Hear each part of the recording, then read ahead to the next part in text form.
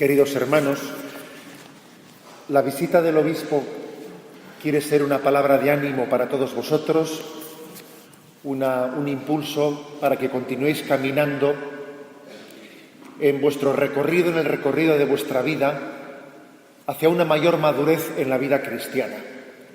Al obispo se le encomienda el ministerio de la unidad en el seno de la Iglesia, puesto que somos una Iglesia apostólica y los obispos, como sucesores de los apóstoles, tienen esa misión de cuidar de la unidad en el seno de la Iglesia.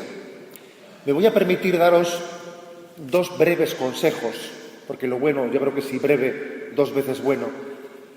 Dos breves consejos de cómo podríamos, de qué debemos subrayar para que la comunión interna en el seno de la Iglesia crezca.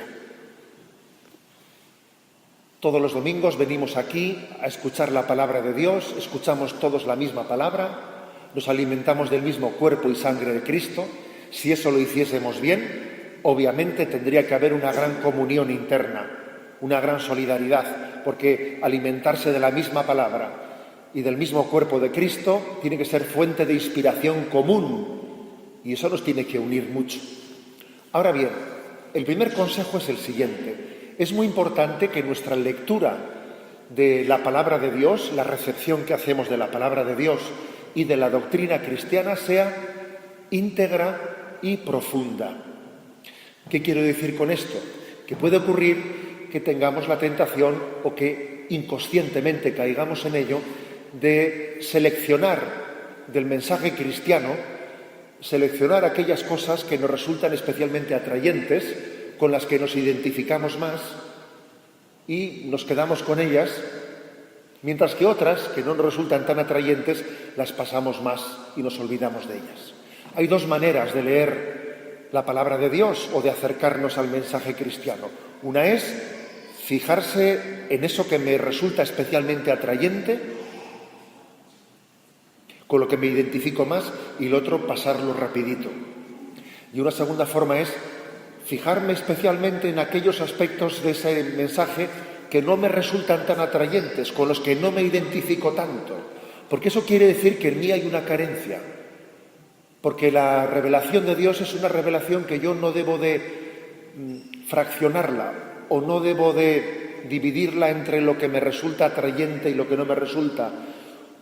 Frente a la tentación de hacer una religión a la carta, es muy importante que nos acerquemos a acoger íntegramente y en su profundidad todo el mensaje cristiano. A veces los cristianos, según nuestras sensibilidades, unos se fijan más en unos aspectos pero olvidan otros, otros se fijan en aspectos y olvidan los contrarios. Algunos son muy sensibles a la oración, pero olvidan la acción social.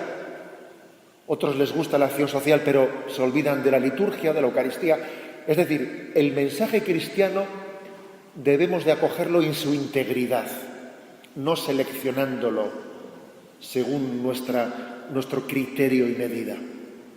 Tenemos que tener cuidado de no creer en el Dios que nos hemos creado a nuestra imagen y semejanza, sino más bien creer en el Dios que nos ha hecho a su imagen y semejanza. Y el segundo consejo, que quiero ser breve, el segundo consejo es el siguiente. El mensaje cristiano, la palabra de Dios, no la leemos y no la interpretamos por libre. No, por libre no. En nuestra fe católica estamos ahora en el 50 aniversario del Concilio Vaticano II, y una de las constituciones del Vaticano II, la Dei Verbum, dice que hay dos fuentes desde las que recibimos la revelación de Dios, que es la Sagrada Escritura, la Biblia, y la otra, la tradición de la Iglesia.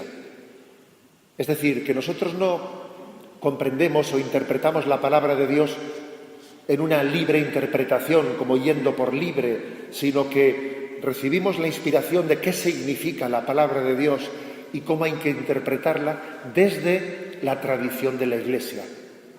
Es decir, cómo entendió San Agustín esto, cómo lo entendió Santo Tomás, cómo lo entendió San Ignacio. Los mejores exégetas, los mejores teólogos que nos ayudan a interpretar el mensaje de Jesús son los santos. Y caminando desde el ejemplo de los santos tenemos la mejor escuela para interpretar correctamente el mensaje cristiano sin deformarlo cada uno desde sus tendencias personales. Por eso esos dos consejos os los quiero encomendar especialmente.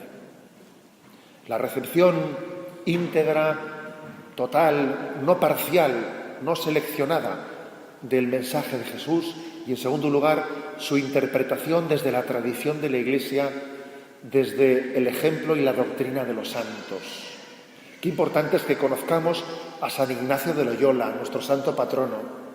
Qué importante es que conozcamos la riqueza de la tradición cristiana, que a veces, hoy en día, se pone de moda, pues acercarnos un poco curiosos a las tradiciones orientales, a las meditaciones trascendentales de Oriente, cuando resulta que desconocemos los tesoros que tenemos en casa, como el de San Ignacio de Loyola, como el de Santa Teresa de Jesús y tantos otros.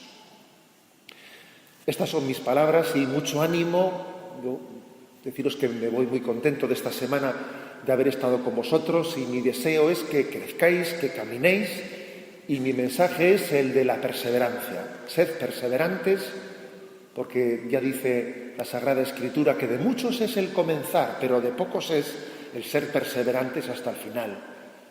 Con la perseverancia salvaremos nuestra vida, y creo que todos tenemos muchas goraveras y muchos altibajos en la vida. Que el Señor nos dé, pidámoslo humildemente por intercesión de la Virgen María, nos dé el don de la perseverancia.